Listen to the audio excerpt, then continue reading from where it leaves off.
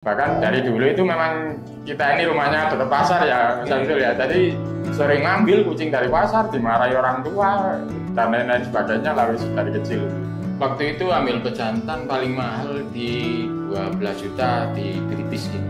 Konsumennya kalau sudah jatuh cinta itu sudah tidak memikirkan cuan.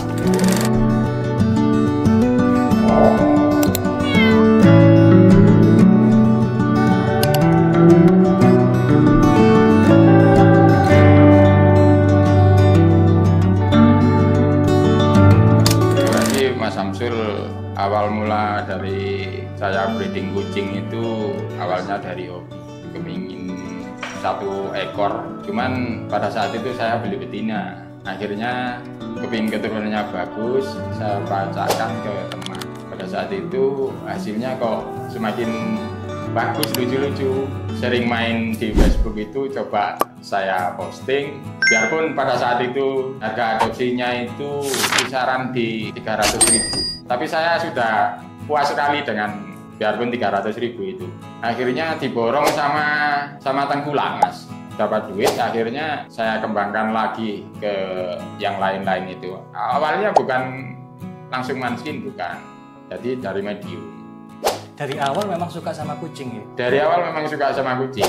Itu yang suka bapaknya dulu atau anaknya atau saya yang suka. Bahkan dari dulu itu memang kita ini rumahnya dekat pasar ya, Mas Samsul ya. Jadi sering ngambil kucing dari pasar, dimarahi orang tua dan lain-lain sebagainya lah dari kecil.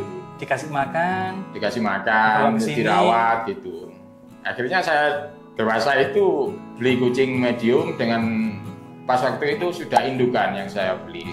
Cobalah saya bacakan ke teman, hasilnya alhamdulillah. Coba saya posting itu langsung dari peminat itu banyak sekali, termasuk dari langsung konsumen sama tengkulak itu kan.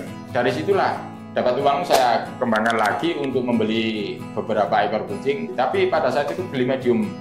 Dulu. Iya, medium dulu. Dikawinkan sama? Akhirnya pada saat itu saya mempunyai medium 1, terus dapat yang saya adopsikan tadi, akhirnya saya punya indukan 3, dan itu pun terus-menerus saya pacakkan. Akhirnya anak-anaknya saya adopsikan. Lama-lama saya, harus mempunyai pejantan sendiri ini. Dari situlah saya mencari pejantan. Saat itu jasa pacak sampai berapa, Pak? Pada saat itu jasa pacak mulai 300 sampai 500. Yang 500 itu pedigree, Pak. Non pedigree 300 pada saat itu. Dari pengalaman yang awal tadi, akhirnya anak-anaknya saya adopsikan melalui tengkulak. Enggak, saya langsung konsumen langsung. Lihat perkembangan pasar dengan biaya kita perawatan dan sebagainya, akhirnya kita putuskan untuk menjual sendiri. Kalau dari tengkulak pun juga boleh, kita juga mengerti dari pasarannya sekian, kalau cocok saya kasihkan. Kayak tengkulak itu biar dapat untung juga. Enggak monoton langsung tengkulak saya kasih murah, ya kasihan di saya. Kalau tengkulak saya kasih mahal, ya kasihan tengkulak juga, begitu Mas. Sampai sekarang tengkulak masih sering ngambil di sini? Masih, alhamdulillah masih ada dari Bogor, dari Bekasi, dari Surabaya juga ada. Mereka biasa ngambil itu satuan atau jumlah banyak langsung? Kalau teman-teman ngambilnya langsung banyak Mas, ada berapa ekor gitu Mas, baru kita kirimkan. Kadang ada juga lagi pas 1 ya ada, tapi yang lebih banyak itu yang banyak, minta banyak. Langsung berapa ekor langsung kita kirim. Ya pastinya harga lebih murah ya? Ya sesuai harga pasaran lah. Kita juga pikirkan si tengkulak juga dapat untung juga. Sementara makanan, perawatan juga harus ada juga. Nah, tengkulak pun juga memikirkan kita yang habis biaya perawatan dan makanan yang begitu banyak. Mengawali di Persia itu tahun berapa Pak? Mengawali di Persia itu mulai tahun 2021. Habis COVID ya? Pada saat itu masa COVID Mas Samsul.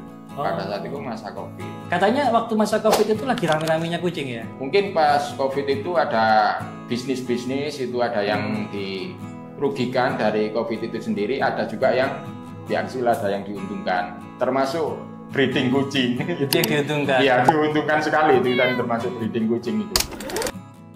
saya ganti pakai aquacat. Pertama, harganya murah 4 ribuan. Yang kedua, teksturnya halus banget. Jadi kucing suka. Yang ketiga, fungsinya ada untuk bulu sama kulit. Kemudian kesehatan mata. Kemudian untuk tulang dan giginya. Sesuaikan dengan varian yang ada. Jadi aquacat worth it banget bagi saya.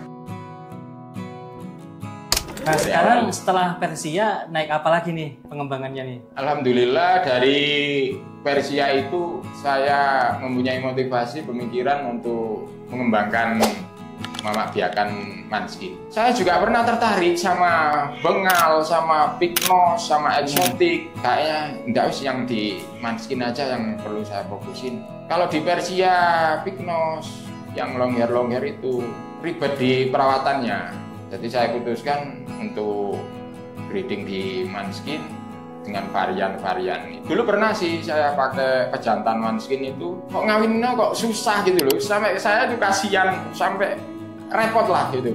Akhirnya saya coba di betina, diindukan. Sekarang betinanya yang Manskin? Betinanya Manskin. Jadi di kita ini banyak yang indukan Manskin. Jadi kita pakai indukan Manskin. Kalau pejantan pakai yang ada yang Pygnos, ada yang British gitu. Dengan memiliki pejantan yang banyak, apa enggak terjadi spraying? Alhamdulillah pejantan saya enggak ada yang nyepray mas. Terkadang di anak-anak itu ada yang nyepray, di teman-teman banyak teman itu ada yang nyepray. Alhamdulillah di sini kok gak nyepray itu loh. Cuman pipisnya itu di litter box. Cuman baunya itu nyengat, tapi nggak sampai nyepray gitu. Waktu ambil pejantan paling mahal di angka berapa, Pak? Waktu itu ambil pejantan paling mahal di 12 juta di British ini. Itu kalau untuk sekarang kucing itu masih cuan nggak sih? Katanya kan ada yang bilang harganya turun lah, katanya ada yang bilang harganya rusak lah.